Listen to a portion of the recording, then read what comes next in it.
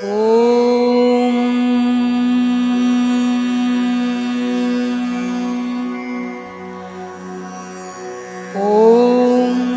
तत्सवितुर्वरं रूपं ज्योतिः परस्य धीमहि यन्नः सत्येन दीपयेत् सत्येन दीपयेत्। ॐ तत्सवितुर्वरं रूपं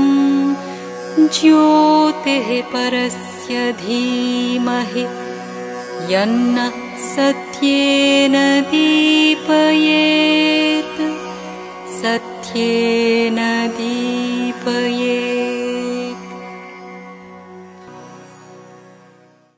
समस्त अपाही मानू नमस्कार एवं मोर सान भाई भौणी मानू स्नेह श्रद्धा। आम गोटे सीरीज रे श्रीअरविंद जीवनी विषय आलोचना करुचे। गोटे समय रे प्रथम क्लास रे प्रथम आलोचना रे श्रीअरविंद जीवन में घटी केते गुडे महत्वपूर्ण घटना विषय रे आलोचना करथिली एवं सेथिरे मु बारंबार कहूली जे श्रीअरविंद बाह्य जीवन या बाहर घटी समस्त देखा जाउची से विषय ही आलोचना करछु। कारण श्रीअरविंद निजे कहते मो जीवनी मो बाह्य घटी घटना तांको जीवन सर्वस्व नुहे बा ताकू देखिकी सबकिछ कल्पना करा जाय परिबो नै। सेइथिरे सीरीज रे मोर शेष आड़ को कहितली श्रीअरविंदर कारागार रे किभली तांको पे एक तपस्यार गुहा हेइथिला से विषय आलोचना करथिले। सेठी गोटे बहुत गुरुत्वपूर्ण अनुभव विषय रे श्रीअरविंद तांका कारा कहानी पुस्तक माध्यम रे हम मान को जणाइछंती। श्रीअरविंद कहले जे जो माने सेठी तांको विरुद्ध रे जो वकील सपक्ष रे जज से समस्त भितर वसुदेवंकर प्रत्यक्ष उपलब्धि करुथिले। श्रीअरविंद सपक्षरु जे वकील थिले से होचंती बारिस्टर चित्तरंजन दास। तांको परे देशबंधु बारिस्टर चित्तरंजन दास बोली कहाजे। सेठी श्रीअरविंद केबे भी चित्तरंजन दास को सहित निजे बा निज तरफ कौन जुक्ति दिया जीव से विषय परामर्श करनथिले केबे। माने चित्तरंजन दास श्रीअरविंद पक्ष वकील थिले किंतु श्रीअरविंद निज तरफ कौन से जुक्ति परामर्श दे नथिले चित्तरंजन दास को। चित्तरंजन दास जेतेबेले समस्त जुक्ति समाप्त कले समाप्त कला परे गोटे गोटे जुगान्तकारी से कोर्ट रे गोटे जुगान्तकर स्टेटमेंट देथिले। से जुगान्तकारी स्टेटमेंट रे से जहा कहिथिले से कहले जे जो अभियुक्त श्रीअरविंद क्षेत्र अभियुक्त करिया पे चेष्टा कराइता जे ए जो अभियुक्त ये पृथ्वी रु विदाय नेला परे इतिहास तांको मन रखिबो जने देश प्रेमर कवि भाव रे जने जातीयतावाद प्युरधा भाव रे एवं मानवतार प्रेमिक भाव रे तांको मन रखियो। ये होची स्टेटमेंट थिला से समय रे चित्तरंजन दास कर जे ताहा प्रमाण करुची जे श्रीअरविंद तांको भौतिक शरीर रु विदाय नेला परे मध्य श्रीअरविंदर जो तांका आदर्शर प्रसार पृथ्वी सारा एवं तांका आदर्शर भविष्यतर रूप को पृथ्वी सारा ग्रहण करुछंती। जेतेबेले श्रीअरविंद प्रमाण अभाव जेतेबेले से अभियोग मुक्त हेले तापरे सेटा होची थिला मे 6 तारिख 1909 मसिया। तापरे श्रीअरविंद तापर गोटे गोटे बहुत गुरुत्वपूर्ण गोटे भाषण देते श्री अरविंद से हूँ उत्तरपड़ा कलिकतार किसी दूर उत्तरपड़ा तो उत्तरपड़ा अभिभाषण नाम ख्यात तुम मैंने पिला माने जिते सुजोग मिल उत्तरपड़ा अभिभाषण गोटे छोटिया ओडिया बहीटे अच्छी ओडिया ट्रांसलेशन तार से श्री अरविंद एक्चुअली से समय जिते से भाषण दौरान जो विदग्ध श्रोता मानू तांकर जो अभिज्ञता होता आध्यात्मिक अभिज्ञता होता कारागार रे ता विषय से वर्णना कर तो मैंने सुजोग हेले से बहीटी निश्चिंत पाठ कर सेठू श्री अरविंद बारंबार केते गुडे कथा कहउछन्ती जे तांको जीवन रो जो घटना सी तांको अख्तियार रे बा तांकर जो डिसीजन नउछन्ती तांको अख्तियार रो नाही तो कहउछन्ती संपूर्ण रूपे भगवान का आदेश रो पालन रे से समस्त पदक्षेप नउछन्ती जेतेबेले पुणी श्री अरविंद को पुनर्बार चेष्टा करा गला तांको एगेन अरेस्ट करिया पे श्री अरविंद को से विषय अवगत भी करा भगिनी निवेदित तांको अवगत करेले जे तांको पुणी तांको प्लान करा होची अरेस्ट करिया पे सेतबेले से हठात से विषय लिखिचंदी जे केते गुडी आदेश से सीधा सड़क आदेश पाउचंती जे से जगह छाड़ी चंदननगर चल जियो पे एवं एगेन से चंदननगर रे पुणी से आदेश पाउचंती जे पंडिचेरी चल जाए मु तुमको पूरा वर्णना करूनी धीरे धीरे तुमको कम कम समय भीतर आम आलोचना करवा तेणु से जगह से आदेश को पालन करिकी पंडिचेरी चली जाउछन्ते से स्टोरी बहुत इंटरेस्टिंग केमती किंतु श्री अरविंद बारंबार कहउछन्ती जे जेतेबेले से चंदननगर गले मोतीलाल राय को घरे मोतीलाल राय को कथा तुम समस्त जानिथिबो ताको घरे से समय रहिले एवं सेठू चंदननगर रु से पंडिचेरी जे गो टू पंडिचेरी जो आदेश आसिला से आदेश को पालन करी सीधा सड़क कौन प्रकार अरेंजमेंट नहीं सीधा सड़क से पंडिचेरी रास्ता एवं पंडिचेरी केमिति जहाज रे गले सी गोटे बहुत बड़ा बहुत इंटरेस्टिंग स्टोरी पिले से जहाज रे जिबा केमिति गले से बहुत इंटरेस्टिंग स्टोरी एवं सही समय रे से जाई पंडिचेरी जाई पहुंचले पंडिचेरी रे पहुंचला परे श्री अरविंद को जीवन रो जो जीवन रो घटित घटना गोटे सबुठारु गुरुत्वपूर्ण स्टेज जे श्री अरविंद पंडिचेरी आसी रहिले एवं पंडिचेरी आसला परे कामर रूपरेख अलगा नाव को आरंभ कला सबुठु गुरुत्वपूर्ण काम हला पंडिचेरी आसिला रहिला परे जे श्री अरविंद 1914 रे आर्य पत्रिका गोटे संपादन कले सेटा होची आमे श्री अरविंदकर जेते गुडे पुस्तक आमे देखुचु तमे भाबो 1914 रु पाखापाखि 1921 आर भितरे श्री अरविंद गोटे मेजर लेखा लिखिछन्ते जेते देखुचु तो आमे जदी श्री अरविंद को पुस्तक को ठिया सीधा तळु ऊपर को नवा बोधे आम हाइट जेतिक सेतिक हाइट हेजो एवं से 6 वर्ष भितर जेते लेखा श्री अरविंद मेजर लेखा भितर दिव्य जीवन ग्रंथ जोग समन्वय मानव युग चक्र भारतीय संस्कृति आधार आउ भविष्यतर कविता ये सब मेजर लेखा श्री अरविंद से 6 वर्ष भितर लिखिले माने गोटे मनीष पक्ष एत गुड़े लेखा एका सेतबेले से श्री अरविंद जेतबेले लिखुछन्ते आर्य पत्रिका एका थरक 6टा विषय उपरे एका संगे से आर्टिकल लिखुछन्ते आमे गोटे चिट्ठी लिखला बेलू आमे 15 थर भाबुछु जे गोटे पारा लिखला बेलू आमे 15 थर भाबुछु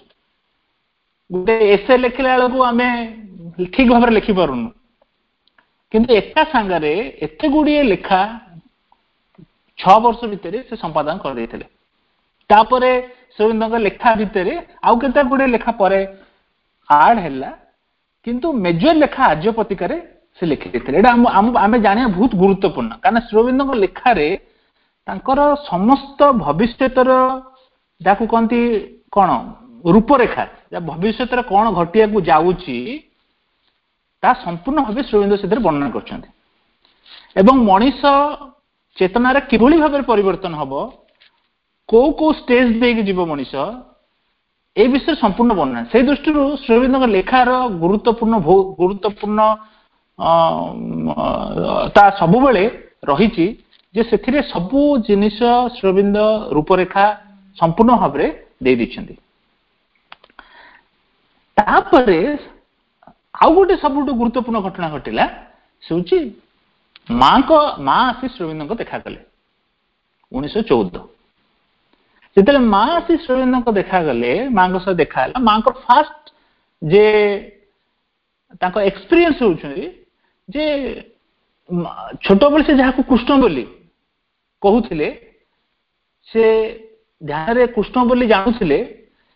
श्री अरविंद को देखिला मात्र से बुझीगले ये होउछन्ति सी एटा गोटे सब आध्यात्मिक इतिहास रे गोटे बहुत इंपोर्टेंट घटना सेतबेले पर्यंत श्री अरविंद विषय रे ता पूर्व पर्यंत सेतबेले श्री अरविंद सहित कोनोसी देखा ही नथला किंतु तथापि सी जेहेतु दुईटी शरीर गोटे चेतना से देखि पारिले श्री अरविंद को प्रथम देखारे अनुभव है से जहाँ को कृष्ण बोली कहते सी होउछन्ति सी जानुथिले सी होउछन्ति सी एवं ता परदिन निज डायरी रे से लिखिले माँ जे ए पृथ्वी जिते अंध घनाकार थाउ पछे जहाँ श्री अरविंद को उपस्थिति सूचई दउची जे अवस्था सबले रहिबनी एवं एई घटना परे कोनसी कारण माँ पुणी फेरी गले पुणी माँ एगेन 1920 रे एप्रिल 24 रे आसी माँ परमानेंट आश्रम रहिगले माँ आश्रम रे रहिबा परे श्री अरविंद कौन कले 1926 परे आश्रम रो कोनोसी गोटे निर्दिष्ट संगठन नथिला श्री अरविंद एवं तांकर केजन अनुगामी को नेकी श्री अरविंद रहुतले माँ आसला परे आश्रम रो साधक मानकर समस्त दायित्व माँ को ऊपर न्यस्त करी श्री अरविंद निजे अपसारी नेले बाहर काम एवं से आश्रम संगठन रे जो जहा समस्या रहउतला जहा ताहार समस्त दायित्व माँ नहीं गले एटा गोटे सबुठु बहुत इंपोर्टेंट घटना घटिला जे माँ आश्रम गोटे संगठन रूप नेला एवं बाहर समस्त कार्यर दायित्व माँ नहीं गले ए जो बाहर काम परे जो आमे श्री अरविंद पूरा आडुआड को पळेले से आडुआड रे कौन कले श्री अरविंद बहुत गुडे काम आडुआड रे कले वर्ल्ड इवेंट रे जेतबेले वर्ल्ड वार चलथिला से काम रे श्री अरविंद प्रत्यक्ष रूप रे तार कौन करथिले निजर जोग शक्ति रे प्रभाव दउथिले जेतबेले अनेक घटना है जेतबेले स्वाधीनतार कान एते श्री अरविंद पूरा निश्चित होइतले जे भारत स्वाधीन हो जिवो एवं केते गुटे घटना वर्ल्ड रे मान पृथ्वी रे व्यापिकी रहुतला जेमती हिटलर जर्मन रो तार प्रादुर्भाव तार पतन निहाती आवश्यक थिला ये गोटे पिले सुन मु तुम मान को कहूँ ये तुमको हिंट्स दउची तुम जिते परे विषय पढ़िबो बुझिबो तुमको साहाय्य करिवो जे केते गुडे श्री अरविंद जो आडुआल को पळेले तार अर्थ ने बाहर काम जो निजको अपसर नेले से समग्र माने अंतर काम रे न्यस्त रहिले एवं पृथ्वी जो विवर्तन धारा से विवर्तन धारा रे जो शक्ति जो घटना से विवर्तन धारा को पछकु न चेष्टा करथला श्री अरविंद जोगशक्ति बल रे से इवेंट पर से काम उपरे श्री अरविंद जोगशक्ति बल रे ताकू परिवर्तन करिया को चेष्टा करथले इहोची श्री अरविंद आमे केते घटना इतिहास रे लिपिबद्ध होई रहिबो आउ केते घटना पृथ्वी चेतना रे लिपिबद्ध होई रहिबो सेटा कोठी कागज कलम रे लिखाई परियोने काना हमकु माने इतिहास रे जहा लेखा हुए तार गोटे प्रमाण थाए किंतु केते गुडे घटना जार कोनोसी प्रमाण नहीं किंतु विवर्तन धारा रे से हमको बहुत विवर्तन धारा ताहा पृथ्वी रे चेतना से कोन हेतो लेखाई रहि जो काना आमे देखि जो अनेक घटना पृथ्वी रो जो विवर्तन हेची किछि नथिबा अवस्था रु किछि हवा पर्यंत ଅନେକ ଘଟଣା ଇତିହାସରେ କିଛି ଲିପିବଦ୍ଧ ନାହିଁ। ସାଇନ୍ସ କିଛି କିଛି ଖୋଜିକି ତାକୁ ପାଉଛି, କିନ୍ତୁ ଇତିହାସରେ କିଛି ଲେଖା ହେଇକି ନାହିଁ। ସେଇ ଯୋଉ ଘଟଣା ସିଏ କଣ ରହିଛି ନା ପରିବର୍ତ୍ତନରେ ଯୋଉ ଯୋଉ ଘଟଣା ସାହାଯ୍ୟ କରିଛି ସିଏ ସେଇ ଘଟଣା ପୃଥିବୀ ଚେତନାରେ ରହିଛି। ତେଣୁ ଶ୍ରୀ ଅରବିନ୍ଦ ଏଇ ମହାନ ଏବଂ ଗୁରୁତ୍ୱପୂର୍ଣ୍ଣ କାର୍ଯ୍ୟରେ ନିଜକୁ ନ୍ୟସ୍ତ କଲେ ଏବଂ ମା କଣ କଲେ, ବାହାରର ସଂଗଠନକୁ ମା ସମ୍ଭାଳିଲେ। ସେହି ସମୟରେ ଶ୍ରୀ ଅରବିନ୍ଦ ସାବିତ୍ରୀ ଲେଖାରେ, ସାବିତ୍ରୀ କରେକ୍ସନରେ ନିଜେ ବ୍ୟସ୍ତ ରହିଲେ ଏବଂ ସେହି ସମୟରେ ଶ୍ରୀ ଅରବିନ୍ଦ ଲେଖୁଛନ୍ତି ସାବିତ୍ରୀର ଯୋଉ ଲେଖା ତା କିଭଳି ଏକ ଚେତନାର ଆରୋହଣର ପ୍ରତିଫଳନ। ଏଇଟା ତମେ ଯେତେବେଳେ ଆମେ ଶ୍ରୀ ଅରବିନ୍ଦଙ୍କର ଲେଖା ତମମାନଙ୍କ ପାଇଁ ଏଇଥିପାଇଁ ଗୁରୁତ୍ୱପୂର୍ଣ୍ଣ, ପିଲାମାନେ ତମମାନେ ସେଥିରୁ ବହୁତ ଗୁଡେ ଏନର୍ଜି ପାଇବ, ଅନେକ ଜିନିଷ ଅବୁଝା ଜିନିଷ ବୁଝିବାରେ ତୁମକୁ ସାହାଯ୍ୟ କରିବ ଏବଂ ଆମେ ଯୋଉ ମନ ଦ୍ୱାରା ପରିଚିତ ହେଇଛୁ ସେ ମନକୁ ଶୃଙ୍ଖଳିତ କରିପାରିବ ସେ ଲେଖା ଗୁଡିକ। ତେଣୁ ସେଇଥିପାଇଁ ତ ମୁଁ ବାରମ୍ବାର ତୁମମାନଙ୍କୁ ଏମ୍ଫାସାଇଜ ଦଉ, ତମକୁ ସୁବିଧା ସୁଯୋଗ ହେଲେ କେବେ ବି ତମେ ତାକୁ ପାଠ କରିବା ଉଚିତ। ଧୀରେ ଧୀରେ ତାହା ତୁମକୁ ବହୁତ ସାହାଯ୍ୟ କରିବ। ତାହେଲେ ଏଇଭଳି ଭାବରେ ଆମେ ଶ୍ରୀ ଅରବିନ୍ଦଙ୍କର ଗୋଟେ ଷ୍ଟେଜରେ ଆସି ପହଞ୍ଚିବା, ଯୋଉ ଷ୍ଟେଜରେ ବହୁତ ଗୁରୁତ୍ୱପୂର୍ଣ୍ଣ କଥାଟି ଶ୍ରୀ ଅରବିନ୍ଦ ଯେତେବେଳେ ଭାରତ ସ୍ୱାଧୀନ ହେଲା, ଭାରତ ସ୍ୱାଧୀନ ସମୟରେ ଶ୍ରୀ ଅରବିନ୍ଦ ଆମର ଅଗଷ୍ଟ 15, 1947ରେ ଭାରତ ସ୍ୱାଧୀନ ହେଲା। ଅଗଷ୍ଟ 14 ତାରିଖରେ ଶ୍ରୀ ଅରବିନ୍ଦଙ୍କର ଗୋଟେ ବାର୍ତ୍ତା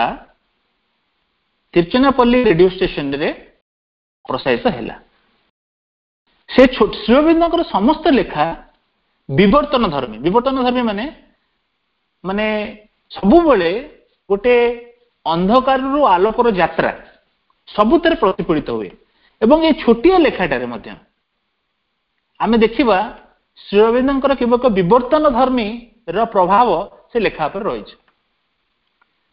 ସେ କହୁଛନ୍ତି ତମମାନଙ୍କୁ ବହୁତ ସେ ଶ୍ରୀ ଅରବିନ୍ଦଙ୍କ 5ଟି ସ୍ୱପ୍ନ ବିଷୟରେ ବହୁତ ଥର କୁହାଯାଇଛି ଏବଂ ଏହାର ଗୁରୁତ୍ୱପୂର୍ଣ୍ଣତା ଦୃଷ୍ଟିରୁ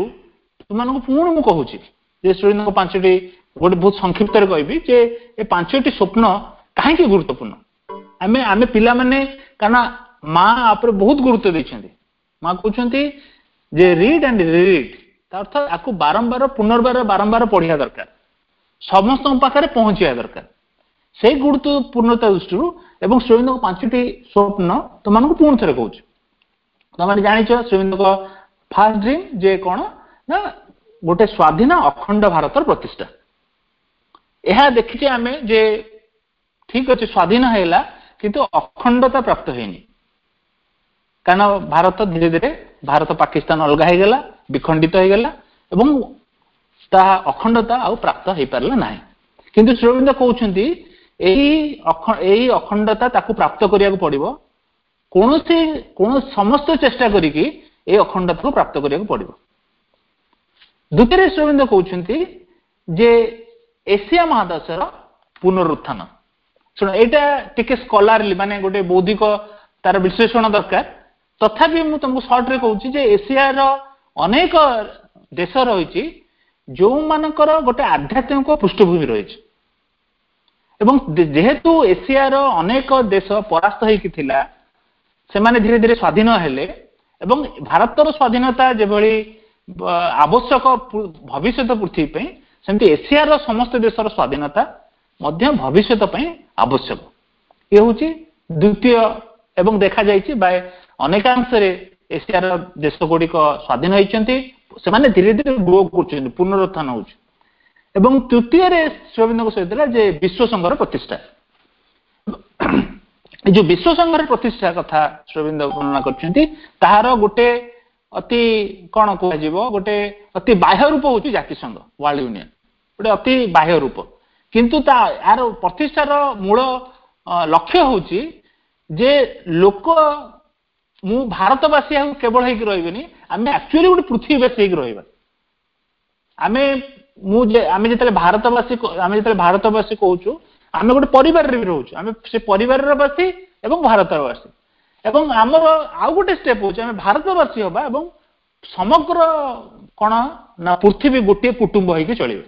आमे समस्त एक होइके चलिबा ए स्टेज पई गोटे गोटे जाति विश्व संघर प्रतिष्ठा हवा दरकार जोठी परस्पर सुविधा असुविधा डिस्कशन हबो एवं धीरे धीरे धीरे धीरे आमे सितरु मुकुलिया दरकार ये होची गोटे इंपोर्टेंट जिंस चतुर्थ स्वप्नटा थिला श्रीअरविंदकर जे पृथ्वी को भारतर आध्यात्मिक अवदान जहाँ आमे वर्तमान देखुछु जे कौनसी रूप रे भी हो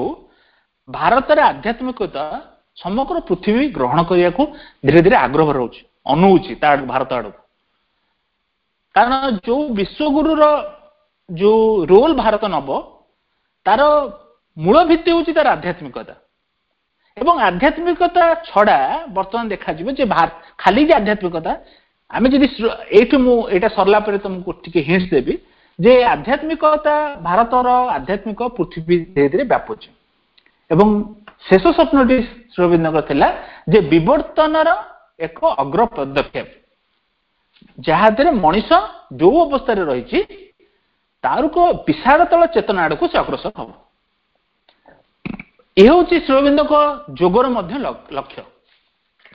श्रीअरविंदक जोगर जो लक्ष्य सी लक्ष्य मध्य से जे श्रीअरविंदक जोग को आमे कहूछु पूर्णांग जोग बोली पूर्णांग काहे कहूछु ना प्रथम होछि जे जो पारंपरिक प्रचलित जे जोगर धारा रहिछि से सबु को एकत्र करछन्ते एथरे किछि द्विमत नाही किंतु जे तार जो पूर्णांग ए होछि अभिव्यक्ति होछि जे मनुष्य विवर्तन धारा रे मनुष्य जो उच्चतर नो जो उच्चतर जाति आसीबो मनुष्य भितरे जो जो अवस्था जे कि जोगु मनुष्य एते जो जो जटिल परिस्थिति भितर वास करूची दिने दिने से परिस्थिति रु से ऊपर को उठी जीवो एवं विवर्तन धारे रे मनुष्य जो अवस्था रही से अवस्था रहिबो नहीं भविष्यत मनुष्यर भविष्यत बहुत उज्जवलमय श्रीअरविंद बारंबार से कथा कहउछन्ते एवं कौन जो सीक्रेट होची श्रीअरविंद जोगर जो बाह्य जे केवल जे मु गोटे आध्यात्मिक जीवन बंची बोली बाहर जगत को त्याग करी यही जो धारणा रही से धारणा उपर कठोराघात करछन्ते जे से कौन ना से सर्वोच्च अवस्था रही मो भितर भगवान को उपस्थिति रे बास करी मध्य मो बाह्य जीवन रे कार्यकलाप करि परिबि मो पाठ पढ़ी परिबि मो इंजीनियर हे परिबि मो डाक्टर हे परिबि किंतु मो भितर चेतना सबुठु ऊपर थिबो हाईएस्ट चेतना रे बास करथिबि एवं बाहर जीवन रे कार्यक्रम करथिबि सेही एई जो आदर्श को तम मान को जणैया पे पूर्णांग शिक्षा केंद्र हेछि एवं श्रीअरविंद आश्रम रे मां गोटे स्कूल मध्य करछन्ते से स्कूल सेही आदर्श जे कोन को मान को से पाठ पढाउछि those are belongs to the future जे भविष्यत पय प्रस्तुति हबा को चाहूछि से जो माने भविष्यतर से मानको आज प्रस्तुत करा एवं श्रीअरविंद पूर्णांग शिक्षा केंद्र लक्ष्य मध्य से बाहर आम अंक पढ़ुचु विज्ञान पढ़ुचु साहित्य पढ़ुचु इंग्राजी पढ़ुचु किंतु लक्ष्य भितर रही आम जो नूतन जाति आसब तापे प्रस्तुत हम से प्रस्तुति पाई कौन कराई श्रीअरविंद पूर्णांग शिक्षा केंद्र गुड़ी कराई श्रीअरविंद ना रे कहीं ना श्रीअरविंद जो शक्ति और चेतना को एठी अभिव्यक्त करिया को चाहउचंती एठी भविष्य ताको परमानेंट करिया चाहउचंती तांकरी ना अनुसार समग्र पूर्णांग शिक्षा केंद्र काम करूछ हमको लागुची बाहर साधारण school day green pant white shirt पिंदिचंती किंतु यथार्थ रे सेठी लक्ष्य उद्देश्य होची जो माने भविष्यत पई जो माने भविष्यतर से मान को प्रस्तुति करिया पई पूर्णांग शिक्षा केंद्र कराइछ ये होची मूल लक्ष्य पूर्णांग शिक्षा केंद्र एवं आश्रम रो स्कूल टी मध्ये सेही बेले कराइछ तो माने बहुत जानिथिबो जे आश्रम स्कूल रो स्वतंत्रता रही से स्वतंत्रता होची सेठी पाठ समस्त से पढुचंती फिजिक्स पढुचंती केमिस्ट्री पढुचंती मैथमेटिक्स पढुचंती लिटरेचर पढुचंती सब पाठ पढ़ा होची किंतु जो मूल लक्ष्य और उद्देश्य रे ता भिन्न सब पढ़ा होची बाहर जहां पढ़ा होची से माने सब पाठ पढ़ा होची किंतु लक्ष्य उद्देश्य रे ता भिन्न एटा होची आमे श्रीअरविंद जीवन रे जीवनी पढ़िला बेले अनेक कथा आसीबो जेमती पंक भितरु सूर्यकरण जेमती पढ़िले आशीष रे जेमती पद्म विकसित संभव सेमती आजिर जो अंधकार पंकिल चेतना सब रही अंधकार चेतना रही पंकिल चेतना रही एवं दिव्य कृपार प्रभाव रे दिने ना दिने से दिव्य चेतनार विकास संभवपर हम। मु आज मो समय हो जाए आज एतिके शेष करूँ।